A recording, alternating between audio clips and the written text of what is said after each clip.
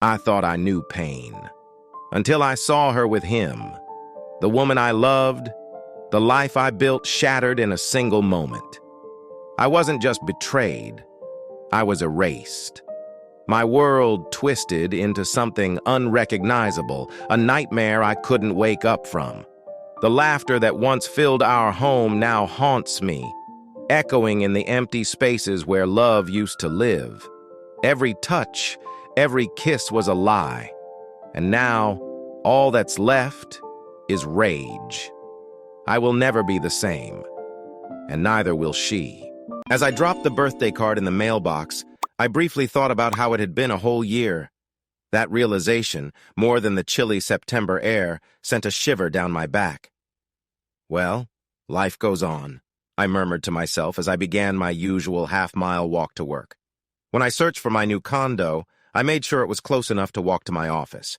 This way, I could sell my car, save on insurance, and if I ever needed to get somewhere, I still had my motorcycle. There were shops, restaurants, and everything else I could need within a mile of my new home. At 6 a.m., it was still dark outside. I didn't mind because there was little traffic. I usually reached my office in less than 15 minutes.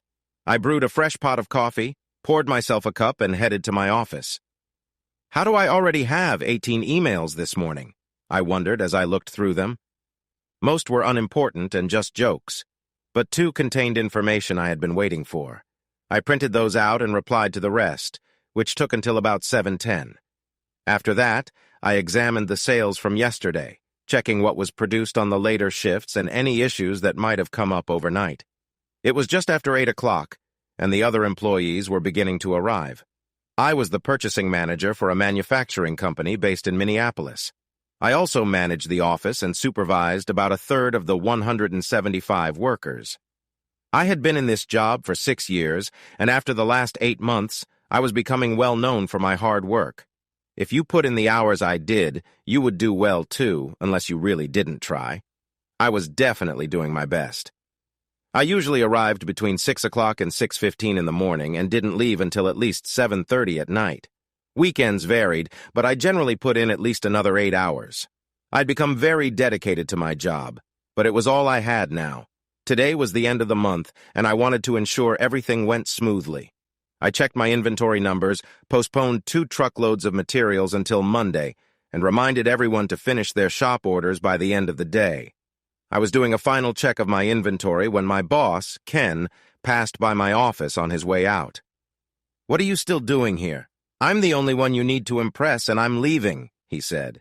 "Ken, I'm just reviewing my inventory and production numbers before corporate closes the books tomorrow morning," I answered. "Steve, your numbers are great, and your month-end results are always strong. Just turn off your computer and go home," Ken encouraged me.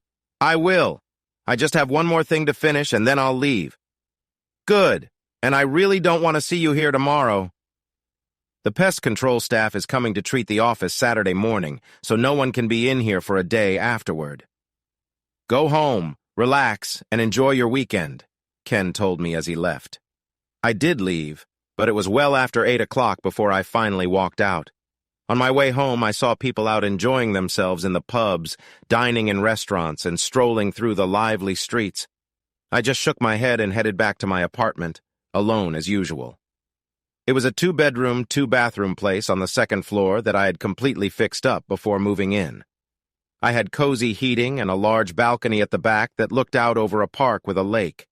There was a path for walking and biking around the lake, which was about 3 miles long.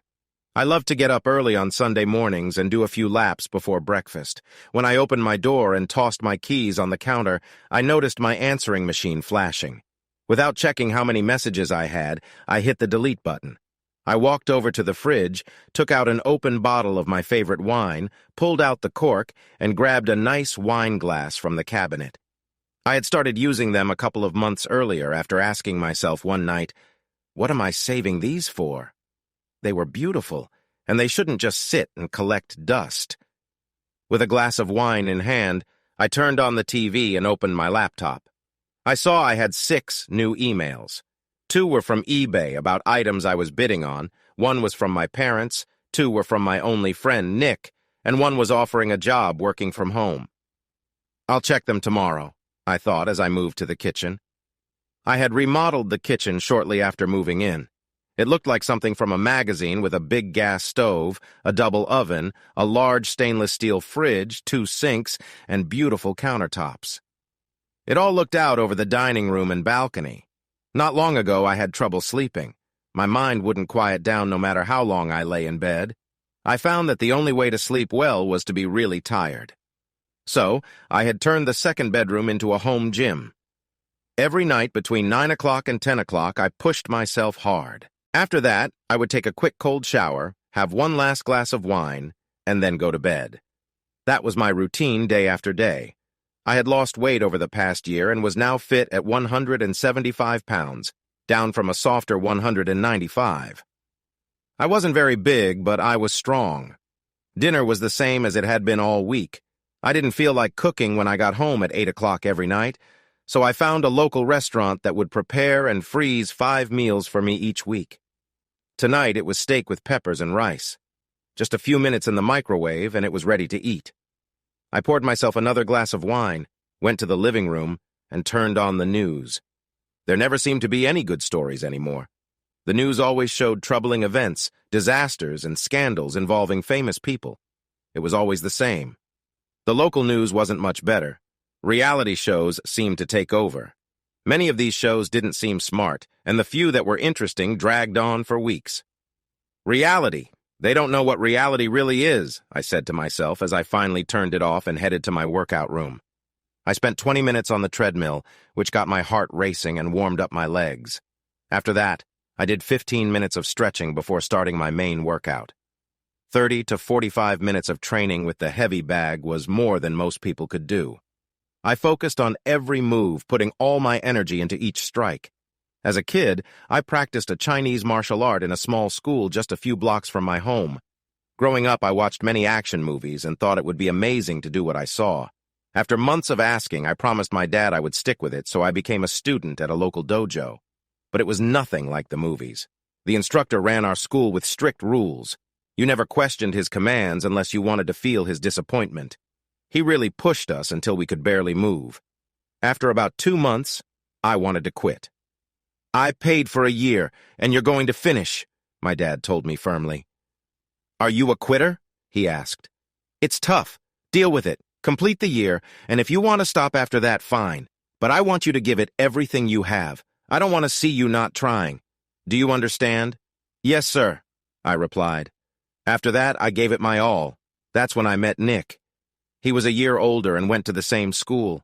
Even back then, he was larger than me by about 40 pounds, but he didn't share the same motivation.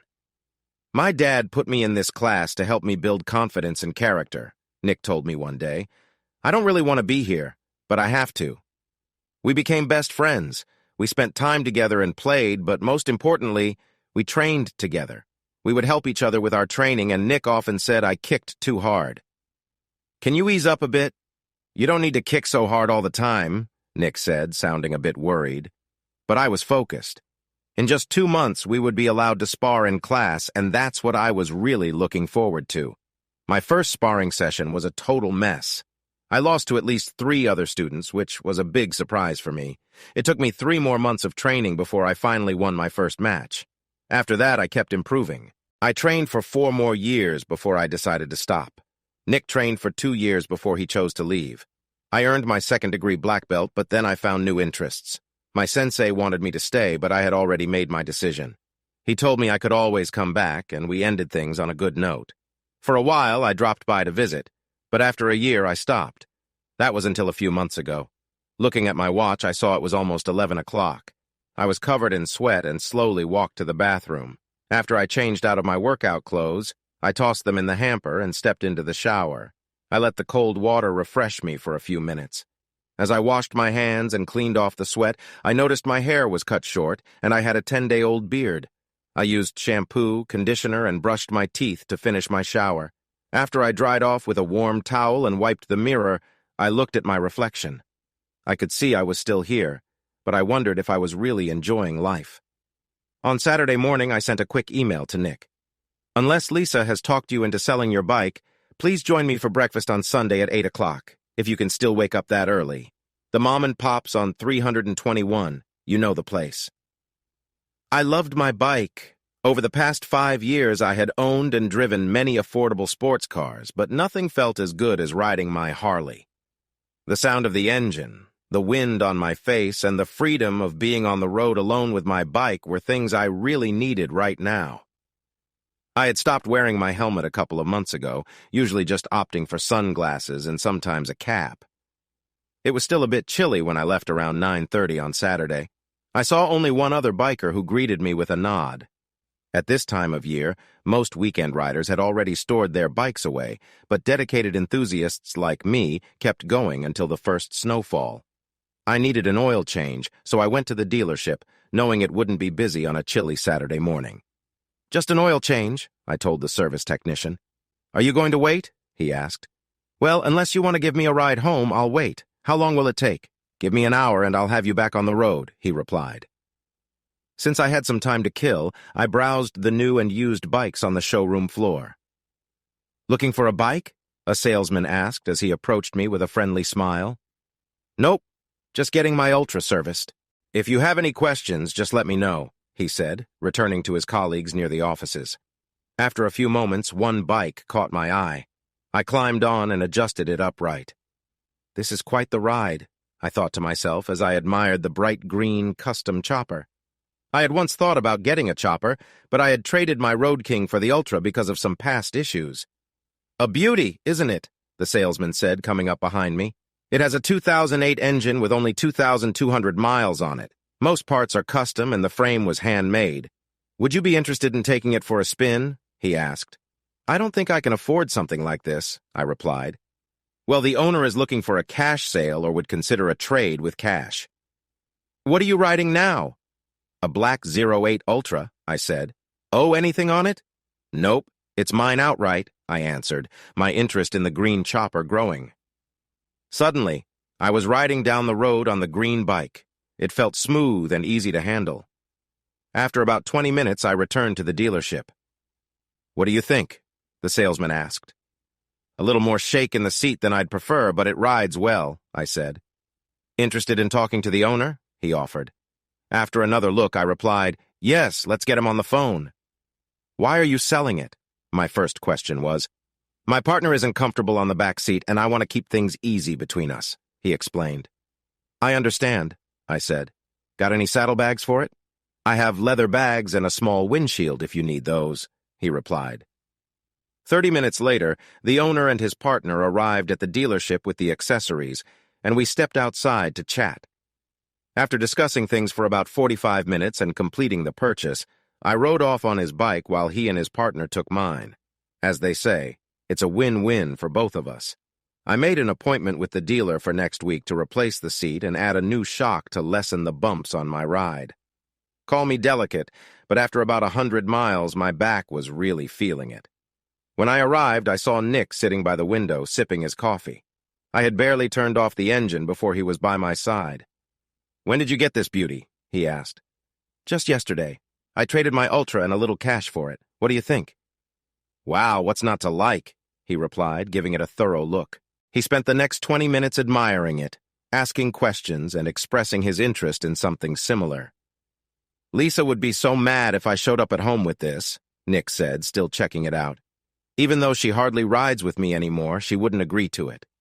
Before you leave, though, you have to let me take it for a spin. You owe me that much," he said as we went inside. After we ordered breakfast, I shared the whole story of how I traded my Ultra for this new bike. We settled in to catch up on each other's lives. I told Nick that even though business was down about 15% because of the economy, things were still going well for me. Last month, we managed to attract 2 distributors from one of our competitors, which should help us have a strong finish this year. Nick mentioned that his company had let go of almost 10% of the staff and that everyone was working hard to keep the business afloat this year. I never thought I'd feel lucky just to have a job, any job, but that's how it is now. I tell the guys on the floor to focus on their work and appreciate having a job because there aren't many out there," Nick shared. I asked how Lisa was doing at the hospital and if her job felt stable. "People will always need care, and hospitals need good nurses. The only problem is that sometimes she has to cover for others when they don't show up. I've had to pick her up early in the morning because she was too tired to drive home. We just have to do what we can to make ends meet. You know Lisa and Carol are still friends, and we see her every now and then, Nick said carefully. I raised my hand and said, let's not talk about that. Just thought you'd want to know. She still asks about you, he replied. If it were anyone else, I'd be out of here already, I said quickly. Just thought you should know. I heard you had a little incident at the dojo a couple of weeks ago, Nick laughed.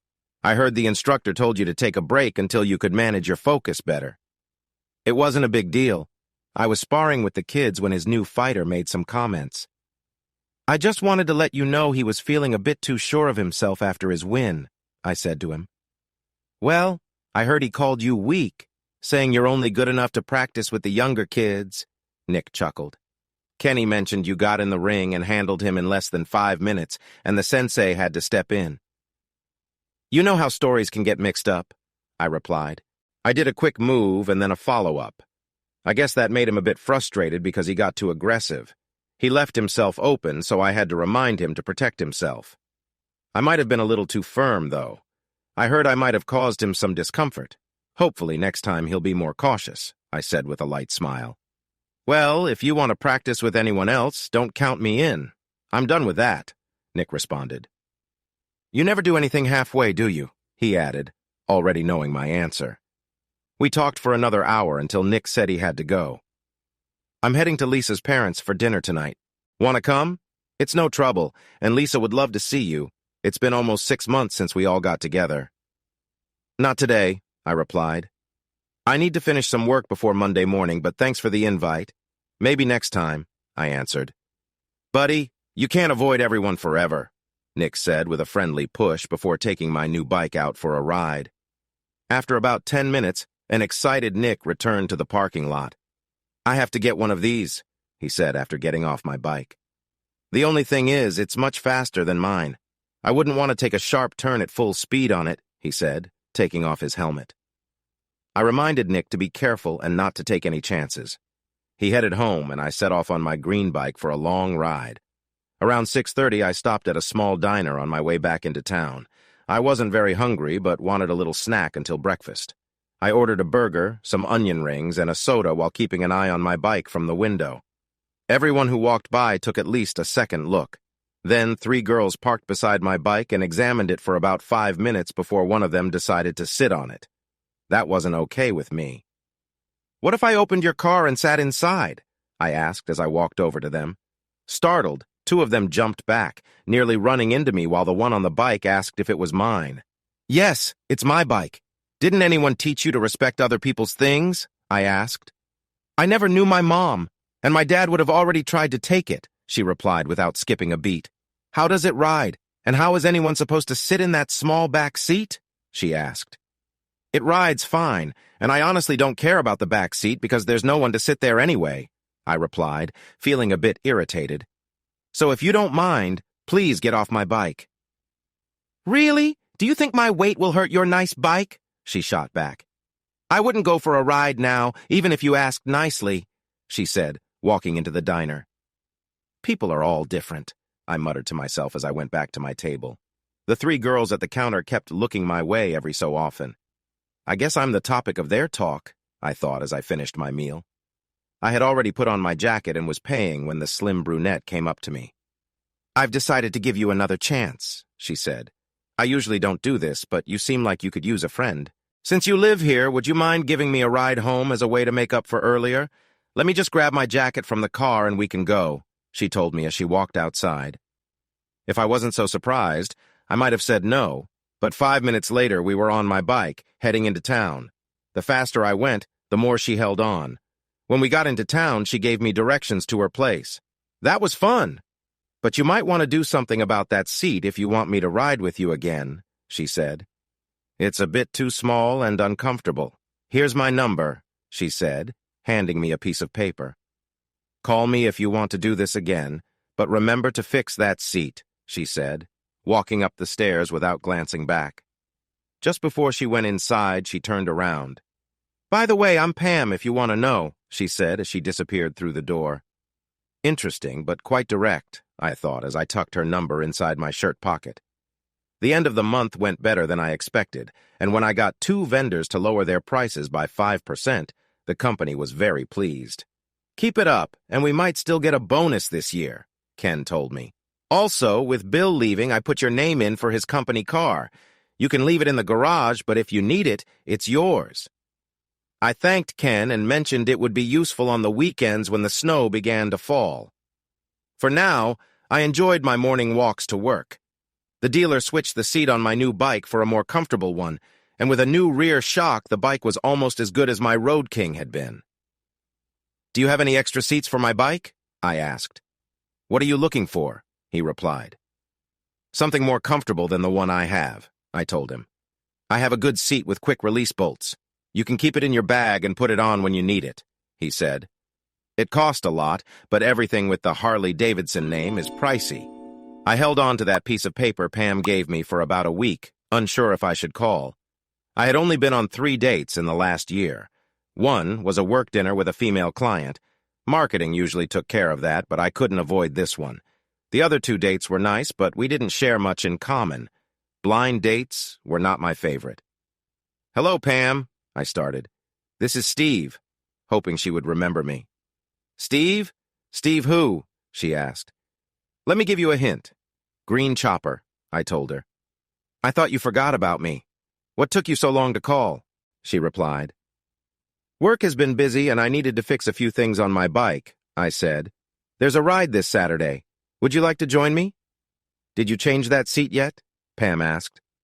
"Well, let's just say the new seat should be nicer," I replied. "In that case, yes. What time will you pick me up?" she asked. "About 9:30. Make sure to dress warmly. The forecast says it could be in the low 50s. Do you have a leather jacket and boots?" I asked. "Don't worry about me, just don't be late." "Do you remember where I live?" she said. "I know the address, but what's your apartment number?" I asked. "Not so fast. I'll just meet you out front at 9:30 and we can go from there," she said firmly. After that, I struggled with small talk and wasn't doing well. Thankfully, she ended the conversation by saying she'd see me on Saturday. I felt like a teenager asking someone out for the first time. I was embarrassed by how nervous I felt. When Saturday came, I put on my warm leather jacket, mid-calf boots, and grabbed a pair of gloves. After riding about 1.5 miles, I stopped to put on my hat. It was chilly. After about 10 minutes, the heat from the engine finally started to warm me up. Thank goodness for the windshield, I thought, stopping at a light. It blocked just enough wind to keep me comfortable. "You're late," was the first thing Pam said to me. "It's only 9:35, I replied, glancing at my watch. "Late is late. Now let's see what kind of seat you have for me," she said, approaching my bike. I attached the new seat, started the engine, and told her to hop on. The dealership was 20 minutes away, and I could feel Pam holding on to me, resting gently behind. "Wow, that's chilly," Pam said as she got off the bike. "My cheeks are frozen," she added, rubbing her face. We went inside to warm up and grab a cup of coffee as the rest of the group began to arrive. "Here," I said, tossing her a face mask. "This will protect your face from the wind and keep you warmer," I explained. "It has a skull on it," she said with a frown. "It's for warmth, not looks," I replied, a little annoyed. "Thank you," she finally said. "I really appreciate it." The ride started around 10 o'clock and lasted for about 2 hours. There were about 30 bikes, mostly single riders. Not many people wanted to ride in this cold.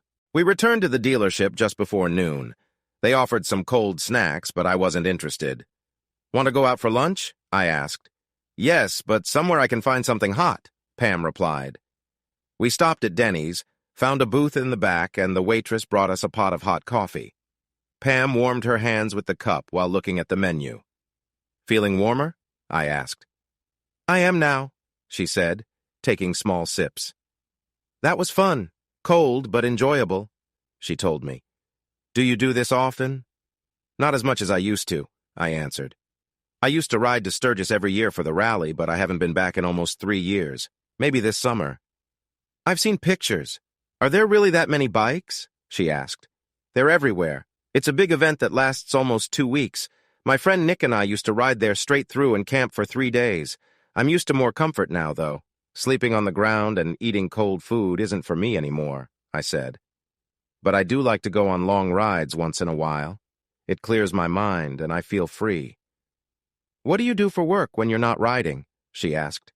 "I'm a purchasing manager for a manufacturing company in town," I said. "And you?" I asked back. "I teach art and do some freelance work," Pam replied. "There's not a lot of money in it, but at least I enjoy what I do, not like most people I know." "Are you seeing anyone right now?" I asked. "Why, are you interested?" she joked, laughing at my reaction. "I had someone before, but it didn't last. A few dates here and there since then, but nothing serious." "How about you?" she asked. "About the same. I had someone special, but it didn't work out either. I haven't dated much in the last year, if that's what you're asking." "So you're kind of starting fresh. That's good.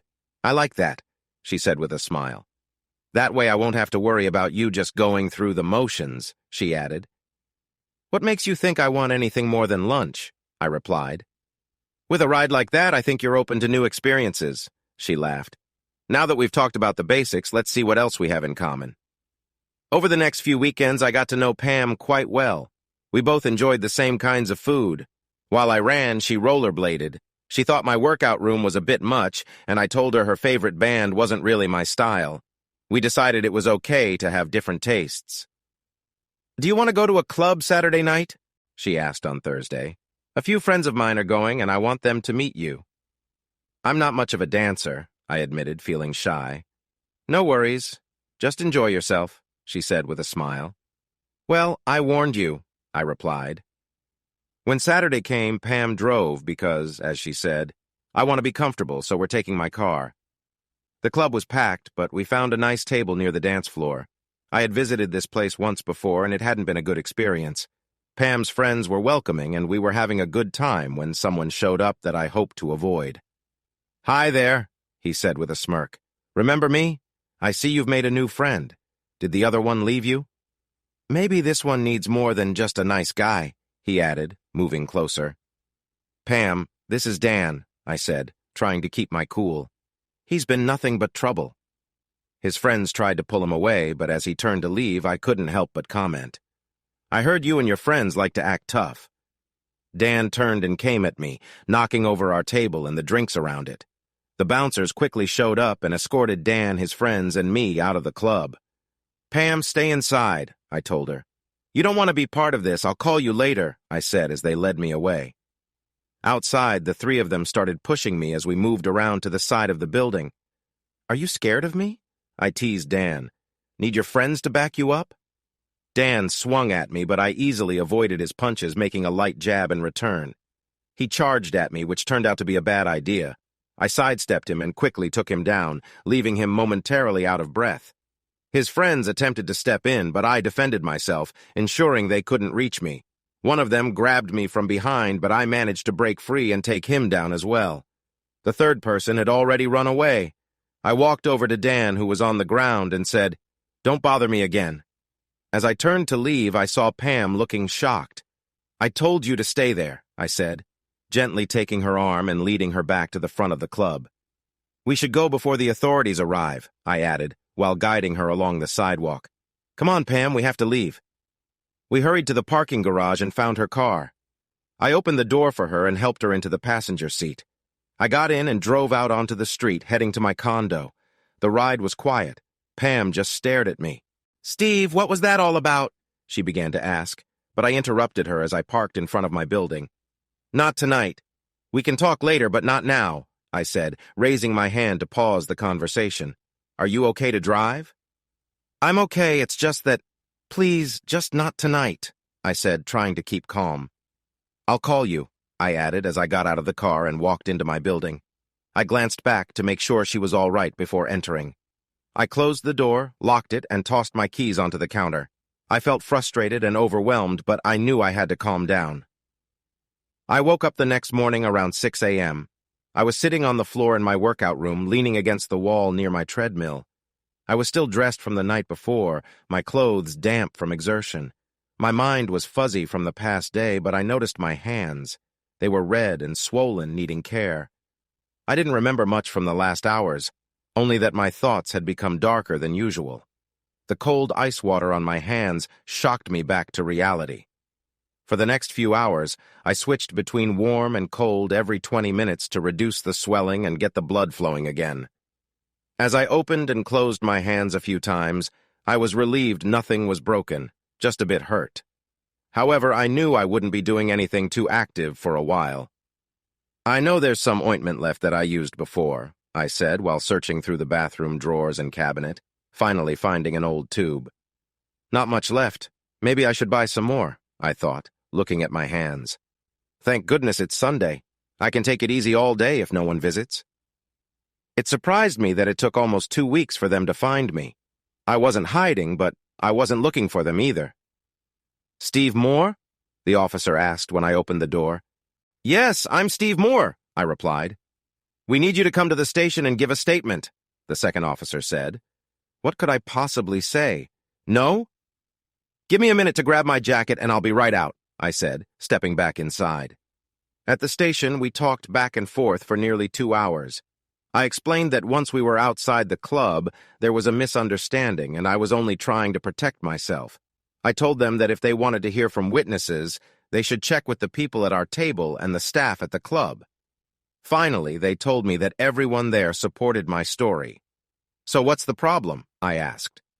"The problem?" the officer said, sounding frustrated. "You were part of something that could have been avoided." Look, I felt scared for my safety. How was I to know they didn't have anything harmful? I just wanted to resolve the situation quickly and leave, I explained. "Steve, don't make excuses. What made it escalate?" he pressed. "That's something you wouldn't understand unless you were there. Now, unless you're going to charge me, I need to get home.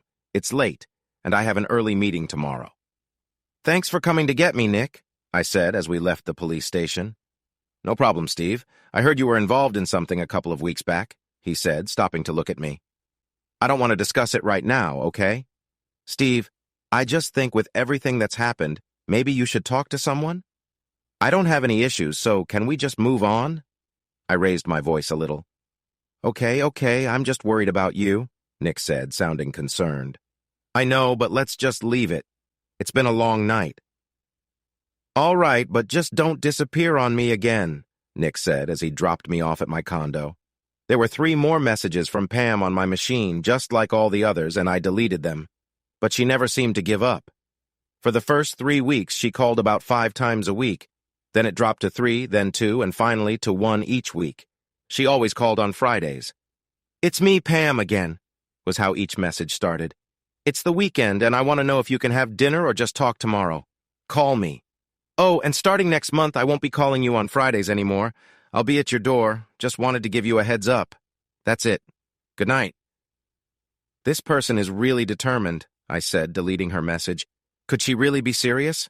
I went back to my usual routine. Work, home, eat, and exercise. That was all my life was again.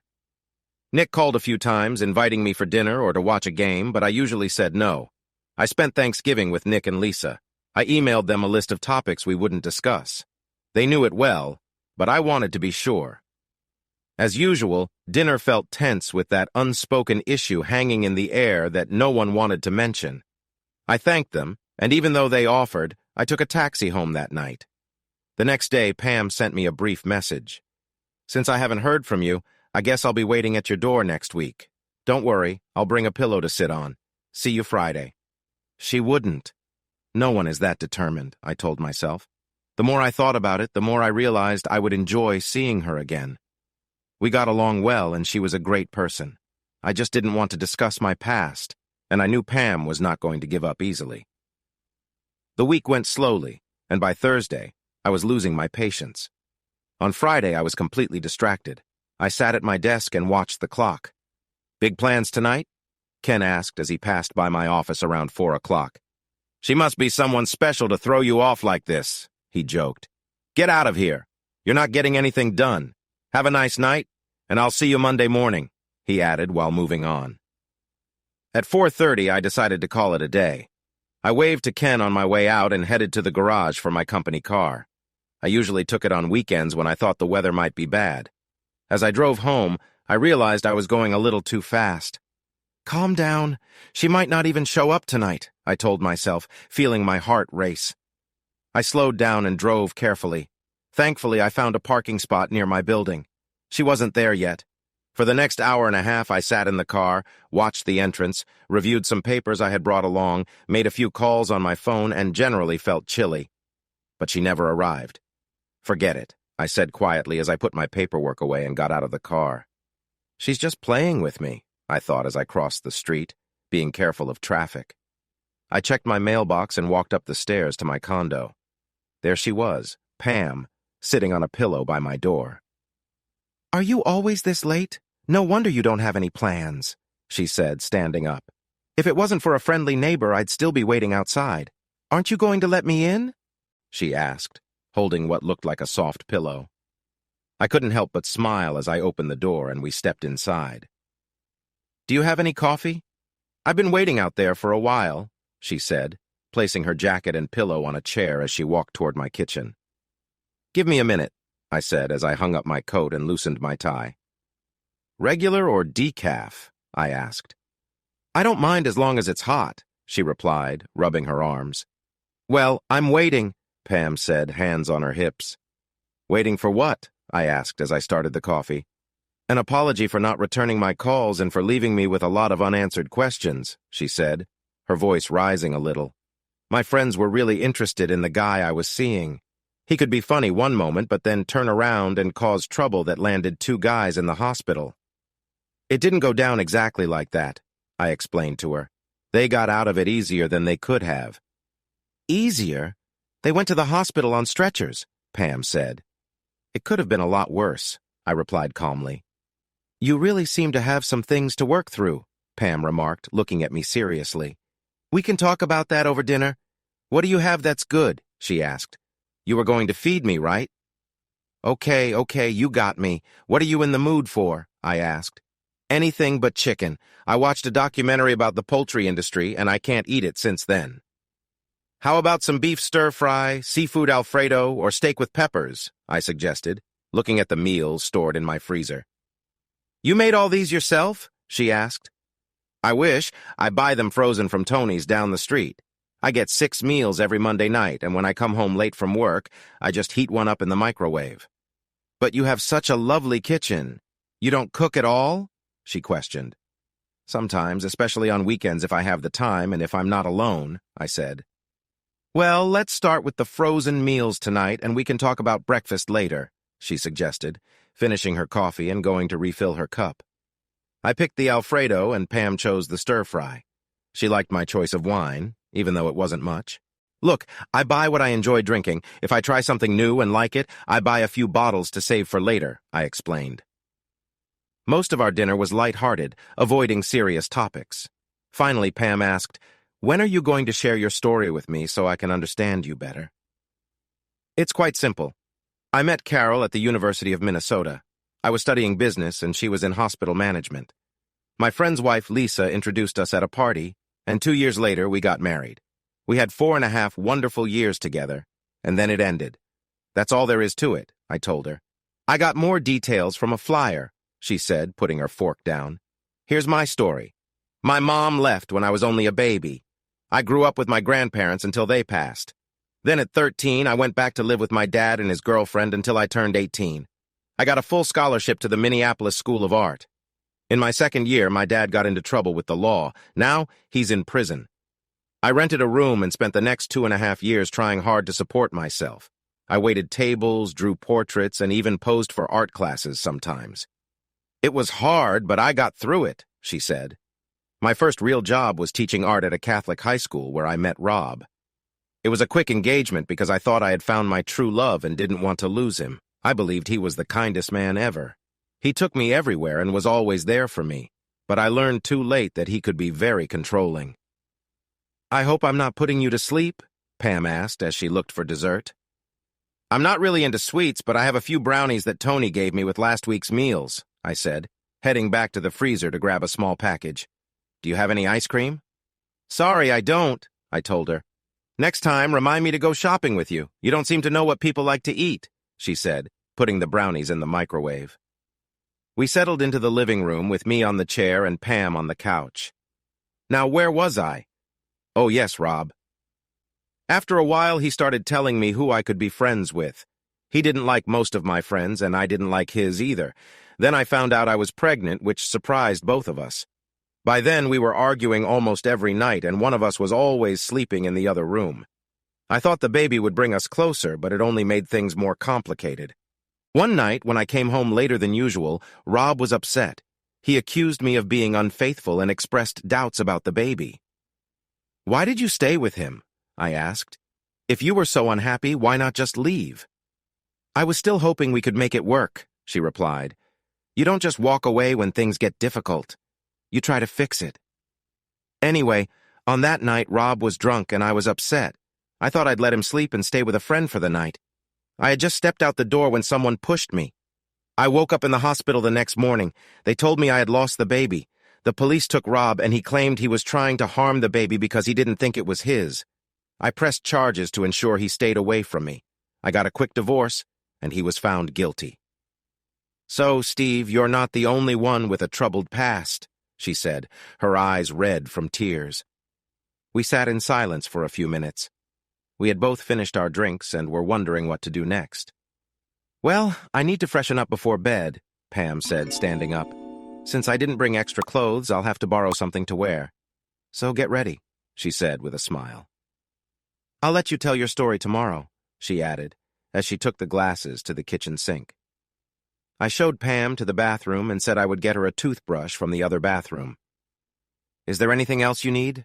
Mouthwash, dental floss, deodorant?" I asked. "You came prepared, didn't you?" "That sounds good for tonight. I can bring my things next time," she said with a smile. While Pam took a shower, I got everything ready for the evening and laid it out on the counter. Afterward, we settled in for a nice evening, talking and sharing stories about our lives. We enjoyed each other's company, reflecting on the difficulties we both had faced. Pam gently brushed her hand through her hair and smiled warmly. "That was really nice," she said. Then she added, "But let's keep this evening special." She stood up and said, "Just lie back and relax." Pam moved with confidence, creating a cozy atmosphere, something I hadn't felt in a while. Her presence helped me feel at ease, and I was grateful for how naturally she did that. We shared a moment that felt more important than just a quick meeting. It was about understanding and trust. After that, we enjoyed some quiet time together, happy with the bond we had created. Pam broke the silence with a light joke. "For someone who hasn't been in this situation for a while, you're doing great." We both laughed, feeling the weight of the past lift away. We spent the rest of the night sharing stories and keeping things light. As the evening came to an end, we decided it was time to rest. The warmth of our connection stayed with us as we fell asleep. The next morning, Pam woke up to sunlight filling the room. She noticed I wasn't there and found a note on my pillow. "Went for a run around the lake. If I'm not back when you wake up, just look out the balcony doors and wave." Pam smiled, wrapped herself in a blanket, and went to the balcony. She saw me running by and called out, "Hey there! Hurry back!" I waved and made my way back to the building. When I returned, Pam greeted me with a playful question. "Isn't it chilly outside?" "Not if you keep moving," I said with a grin. "Running gives me energy in the morning." We enjoyed a relaxed breakfast together, with Pam choosing coffee to start her day. We joked and laughed, creating a light and warm atmosphere. The morning passed by comfortably, showing that our connection was becoming more meaningful. We both felt it, and it was clear that whatever was ahead, we were ready to face it together. "So why don't we have breakfast and then spend some time chatting afterward?" Pam suggested. "How about breakfast first and then we can spend the day together?" I replied. "Let's do both then," she added with a smile.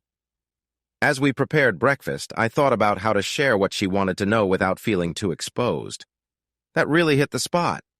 "I guess I was hungrier than I realized," Pam said, rubbing her belly. "Is there any coffee left?" "Just enough for you," I replied. "I've had my fill," I said while loading the dishes into the dishwasher. "Do you want to start talking here or in the living room?"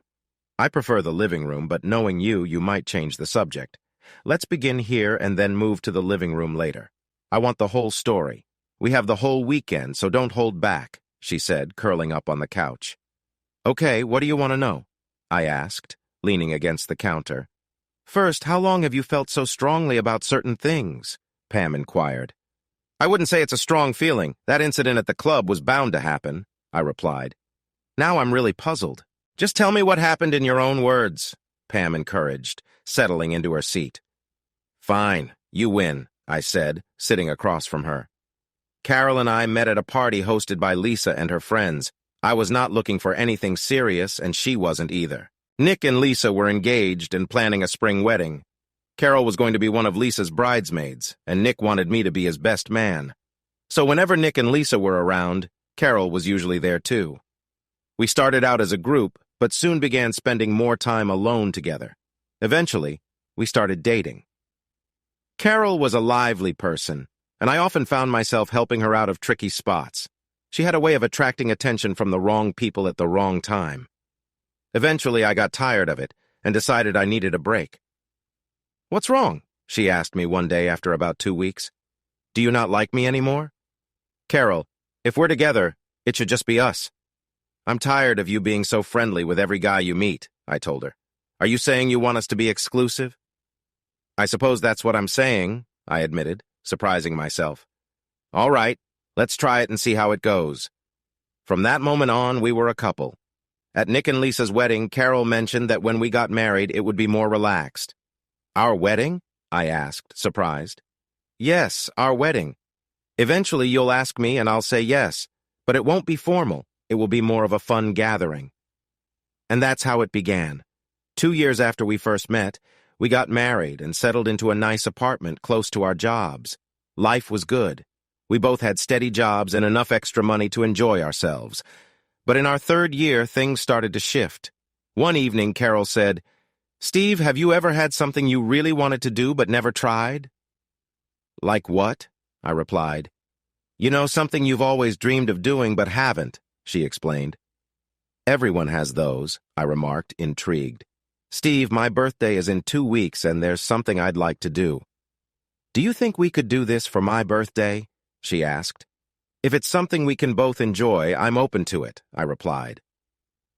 2 weeks later, on her birthday, we decided to try something new. It was an idea she had been thinking about for a while, and we saw it as a way to explore a different part of our relationship. That night, our focus was on connecting in a way that felt meaningful and brought us closer together. We aimed to understand each other's needs better and find ways to support one another. However, as time went by, we noticed that this new experience wasn't strengthening our bond. Instead, it started to create some distance between us. What we thought would bring us together was pulling us apart. As the evening went on, Carol signaled that she had enough and wanted to stop. The room was a bit messy, so I helped her tidy up and made sure everything was in order. "I'm really tired but feeling pretty good inside," she said, smiling at me. "I need to freshen up." While she cleaned up, I organized the room. Afterward, I got her a bottle of water, and she mentioned that she needed to sleep in the next morning. She ended up sleeping until nearly noon. Later, Pam asked me about the previous night and seemed curious about how it went. I kept my response simple. "I bought her a new outfit and we went downtown. We had dinner at a nice restaurant and enjoyed some time together. At one point, I realized this wasn't the path I wanted our relationship to take." The next year, Carol wanted to try something else, but it didn't go well. We found ourselves in a crowded club where she received a lot of attention, which made me uncomfortable. That night, I met Dan and his friend Tim, who seemed keen to spend time with her. As the evening continued, I grew more frustrated. Carol was enjoying the attention while I felt out of place. When I finally reached my limit, I told her it was time to leave. On the way home, I stayed quiet, upset about how the night went. "It was just some fun," Carol said as we entered our apartment, trying to brush off what had happened. "Fun? I felt really embarrassed," I responded, still irritated. "I feel like I don't really know you anymore." The tension lasted for days, and eventually, we had a disagreement over dinner. "Steve, it was just a different experience. No one got hurt, and we're still together. Why is this such a big deal?" Carol said, clearly frustrated. "Carol, you know what I want for my birthday next year? Something simpler, something we can both enjoy without involving anyone else," I told her. Carol tried to make light of it, but I realized that our views on these things were just too different. I gathered my things and decided to take a break from our relationship. "I'll call you with my new address when I find a place," I said to her. This felt like the best choice for me. "That won't change anything," I remarked as I walked out, ignoring Carol's voice behind me. I was at the Holiday Inn bar when Nick sat down next to me. "You always do this," he said with a chuckle as he ordered a beer. "Want me to tell everyone I found you?" "Not right now," I said, finishing my third drink. "I just learned that we see loyalty very differently. I'm starting to worry about my marriage." "You know she's really upset at our place, right?" Nick said. "She's only upset because I won't follow along with what she wants. Nick, she was dancing with two guys and they were teasing me. I almost lost my cool and confronted one of them while trying to convince Carol to leave. The worst part is that Carol doesn't think she did anything wrong," I said, starting on my fourth drink. "Looks like that won't happen again," Nick said with a nervous laugh. But he quickly stopped when he saw my expression. "Sorry, bad joke. But we both know you're not really going to leave her, right?" "Not this time, but if it happens again, I can't promise anything," I replied. I waited a few days before going back home. We made up, and things felt normal again until my birthday came around the next year. "Are you up for something special this year?" Carol asked, trying to cheer things up. I planned something a little different for us, a couple's massage. It was supposed to be relaxing, but it highlighted how differently we viewed certain aspects of our relationship. I realized we needed to have a discussion about where we stood. After the massage, we talked about our feelings and what had happened during the experience. It was a wake-up call for both of us, and we agreed to work on understanding each other better. I decided to go with the flow, curious about where our conversation might go. "Since we're here, how about we just enjoy this moment?" I suggested. "Sure, let's take it easy," she replied with a laugh. At breakfast the next morning, Carol smiled at me warmly. "See, I told you we could have fun and still wake up feeling good," she said, holding my hand. Looking back, I see that I should have addressed the issue immediately. That was my mistake. To Carol, it seemed like I was okay with everything that happened. But I downplayed it and suggested it was time to move on from these little games. After talking for a while, I needed something to drink, so I went to the fridge for a glass of orange juice and then sat next to Pam. "So things got a little carried away," Pam said. "Sometimes in the heat of the moment we do things we wouldn't usually do. It's just part of being human," she added. "After hearing your story, I think we both could use a break," she continued, leaning in for a hug. We decided to take it easy for the rest of the day, enjoying each other's company. Later, we went out for dinner at a nearby Italian restaurant. Holding a glass of water, Pam said, "It doesn't sound like it was all bad. At least your marriage had some good times." "True, but things changed later on. I'll tell you the rest after dinner. For now, let's just enjoy the meal," I replied as our food arrived. The walk back to my place was cold, with the wind howling and snowflakes flying around. I continued my story, hoping the cold air would help keep my feelings in check. As Carol's birthday approached, I tried to ask her not to do whatever she was planning, but she insisted it would be a night to remember. Her birthday was on a Friday, and I still had no idea what she was planning. The only thing she would tell me was that I needed to go with the flow. By 7 o'clock, dinner was finished and everything was cleaned up. She led me upstairs to our bedroom and started talking. "This seems nice," I thought as she smiled and asked me to relax. I went along with it, thinking it would be a fun night. But when I heard the front doorbell, I started to feel uneasy. Who could that be? I wondered, feeling a bit nervous. Pam and I had reached my condo, so I paused my story, which made her a little frustrated. "Darn it, Steve, you were just getting to the good part," she complained. Inside, I asked if she wanted anything. "No, I'm fine. Just finish your story," she said, getting comfortable on the couch. "I need a drink before I continue," I told her as I grabbed 2 beers and sat across from her. "I've never told anyone about this night, and it might put me in a bad mood." "If you don't want to continue, you don't have to," Pam reassured me. "No, it's time I get this off my chest, and you're the only person I trust enough to share it with. I just hope it doesn't scare you away." "It can't be that bad, and I'm not going anywhere," Pam replied. "All right, just so you're ready," I told her. Well, there I was, lying there when I heard voices. I probably should have stopped things right then, but I was too intrigued. I heard them go down the hall to the spare bedroom and shut the door. After waiting for about 10 to 15 minutes, I started calling out Carol's name, getting louder each time until I yelled, "Carol!" My life changed about 15 seconds later. Dan walked into my room with a grin and put some tape over my mouth. "This should keep you quiet," he said, leaving the key to the handcuffs on the dresser. "If you can get these, you can join us. If not, oh well." He laughed as he left and closed the door. I struggled against the restraints, worrying about what might be happening outside. I fought until I was too tired to move. Eventually, Dan came back to the room, teased me again, and then left. I kept trying to break free until the bed fell apart with a loud crash. After they left, it was quiet except for the sound of the shower running. I lay there feeling worn out and upset. I don't know how long I stayed there. Then I heard Carol scream, "Oh my God!" as she lifted the headboard off me and freed me from the restraints. My hands and feet were sore, but I barely noticed. I just saw Carol looking very shaken. I lost control and started to throw things around the room in frustration. I was in the middle of making a mess when I felt a sudden shock.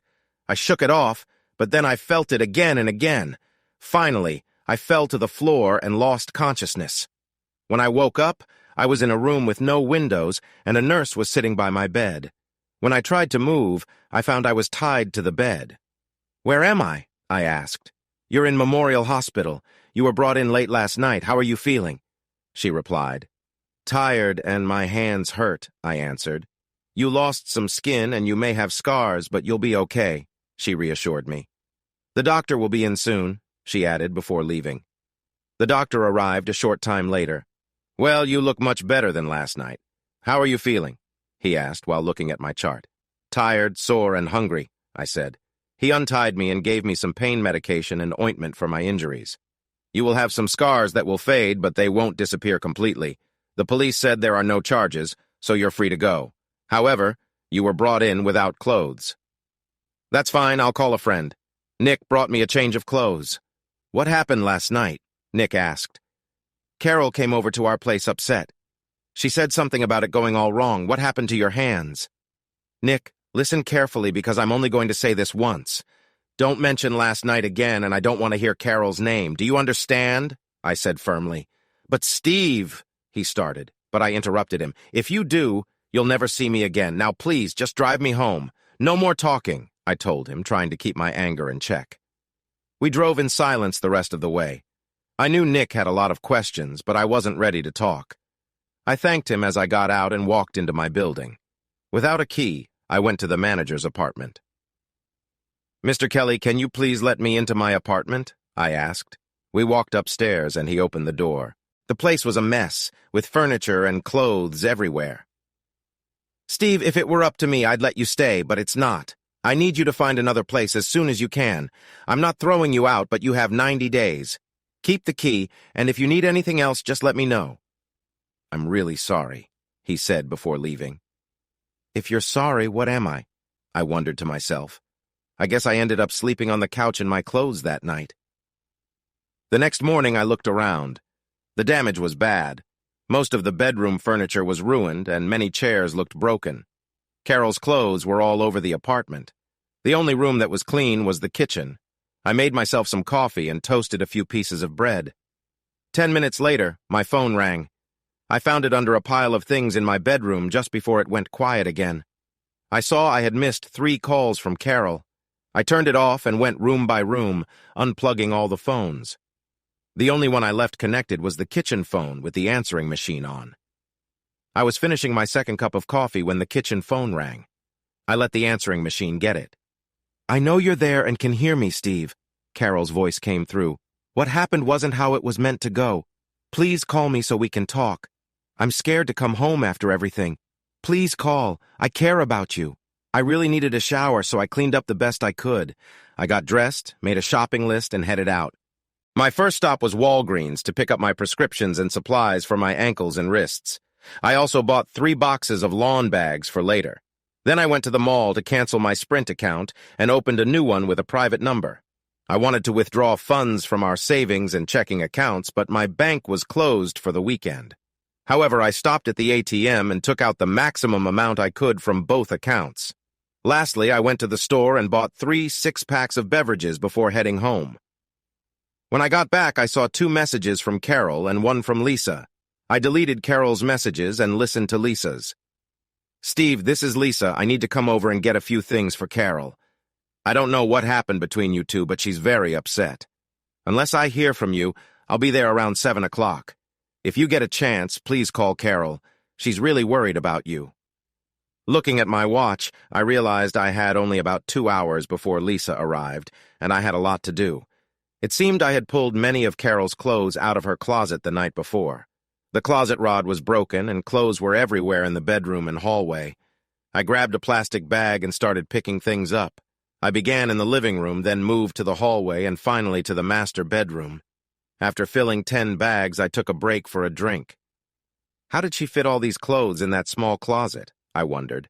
I ended up with 12 bags for her clothes, 3 bags for items from her dresser and bathroom, and 4 more for her shoes. After 2 more beers, I was ready for Lisa to arrive. "What is all this?" Lisa asked as she and Nick walked into my apartment. "All of Carol's things except her furniture," I answered. "I only came for a few outfits, not everything," Lisa reminded me. "The apartment manager asked me to find a new place, and I'm not taking Carol with me, so these bags are all her stuff. She can come by and get any furniture left, or I'll dispose of it. Her choice," I explained. "Don't you think you two should have a talk about this?" Lisa suggested. "Not a chance. If you don't mind, I'm going to finish the last 3 beers in my 6-pack. I need some rest tonight, unless Carol decides to cause more trouble," I said. They could tell I wasn't in the mood to talk, so they packed what they could into their SUV and left.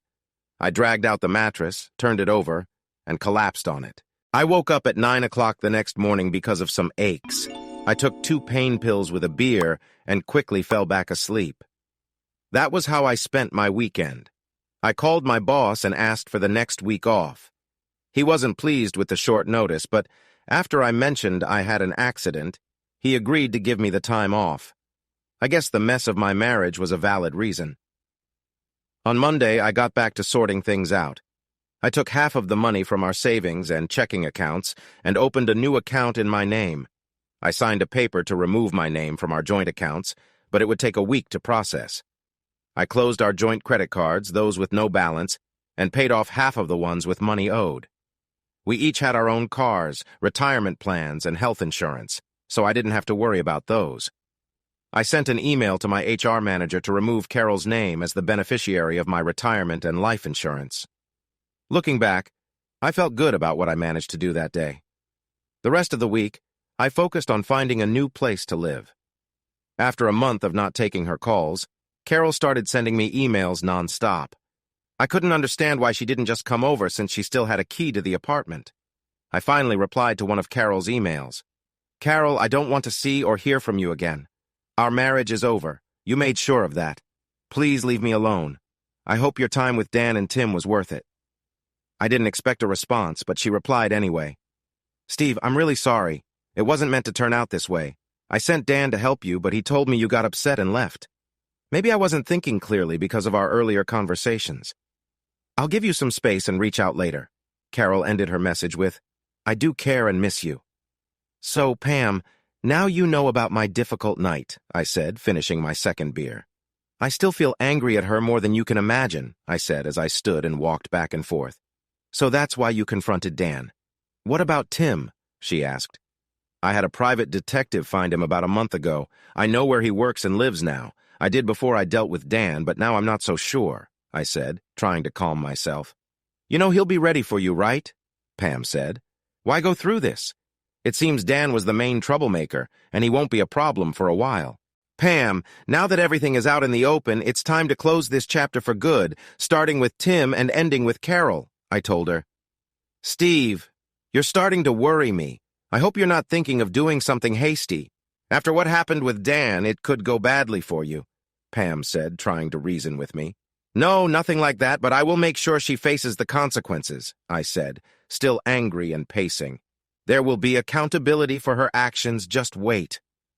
"Steve, your marriage to Carol is over. Why can't you just let it go? She can't hurt you anymore, and you can't hurt her," Pam said gently. "But Pam, Carol and I are not divorced yet. She filed the papers a couple of months ago, and when I got them, I threw them away.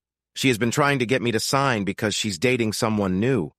I still have one more move to make before this is over," I told her. "Steve, listen to yourself. You sound fixated on getting even. Sign the papers and move on. What difference will it make if you get one last chance at her? She's moved on. Why can't you? Pam asked. Because she needs to understand the impact of what she did to me and to our marriage, I said, raising my voice. I want her to remember, and with my plan, she will, I told Pam. Steve, I don't like this side of you. You don't let go. You pursue resentment at any cost. I think I need to leave. I thought I knew you, but this isn't who I thought you were. I'm sorry for everything that happened, but I can't move on from this, Pam said, standing up and putting on her coat. If you go through with your plans, Steve, we're done.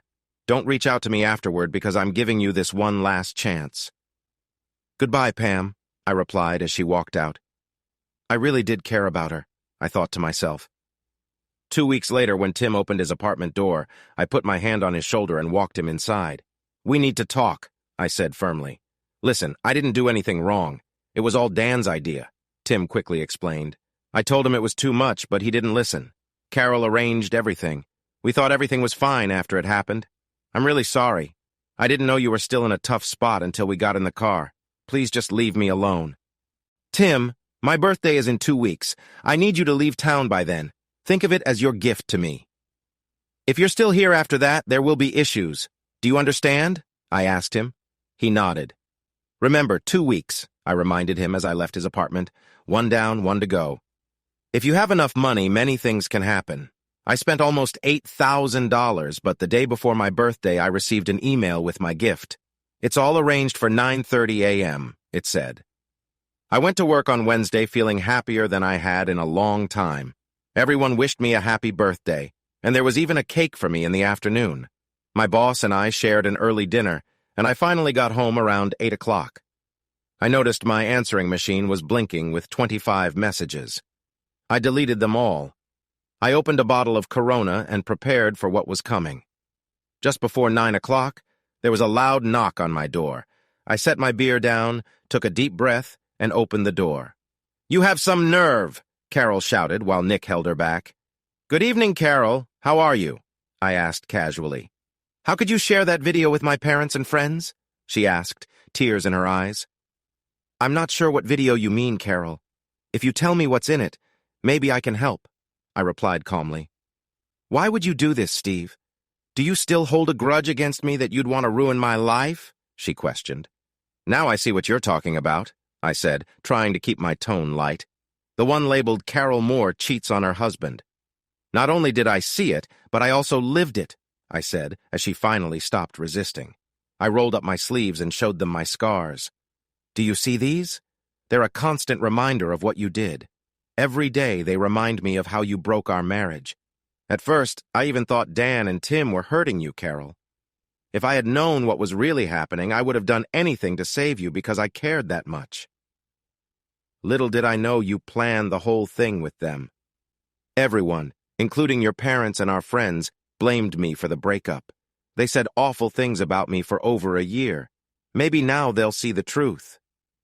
I said I was sorry. I tried to talk to you many times, but you never listened, Carol said, now in tears. Sorry? You say you're sorry? I regret not ending things the night we met Dan and Tim. When I sent you that birthday card months ago, I told you it would all end on my birthday this year, and now it has. Steve, you've gone too far this time, Nick said, looking at both Carol and Lisa. Nick, have you watched the tape? I asked. No, I haven't, he replied. That's because I didn't send it to you and Lisa. I didn't want to drag you into this. But if you think I'm wrong, watch the tape. Imagine me struggling for hours to help her.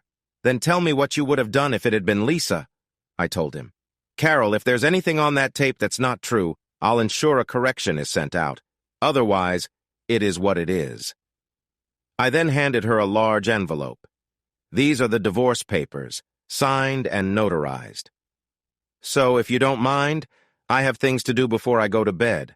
I'd like to say it's been nice, but it hasn't, I told her as I went inside and closed the door.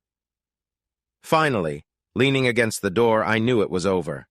I had made arrangements to send a copy of the tape to her parents and everyone who had taken her side after our breakup. I could have sent it to her workplace or church, but I didn't. Instead, I only posted it on 2 websites. The income from that should cover the costs I incurred. Carol threatened to take me to court, but nothing came of it.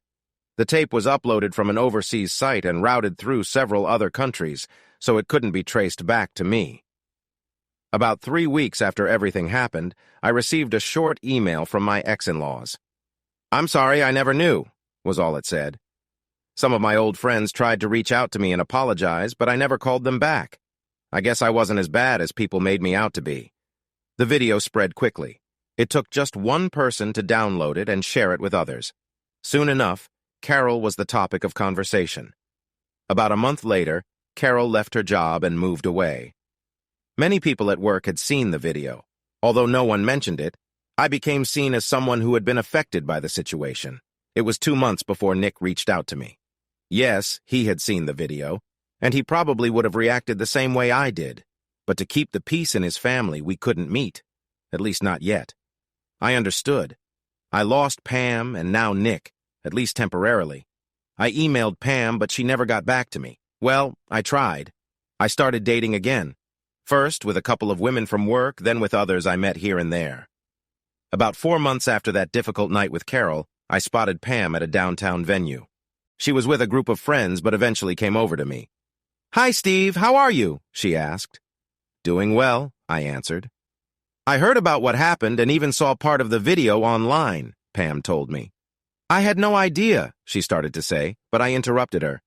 "That's right. You didn't know when you judged me back then. You saw me as someone bitter, trying to hurt my ex-wife.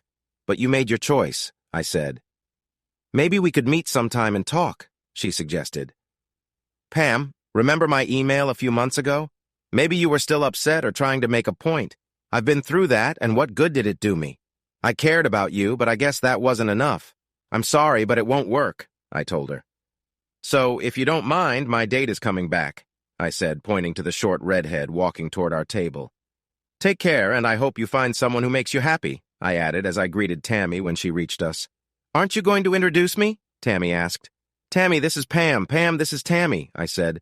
"We used to date a while ago," I explained.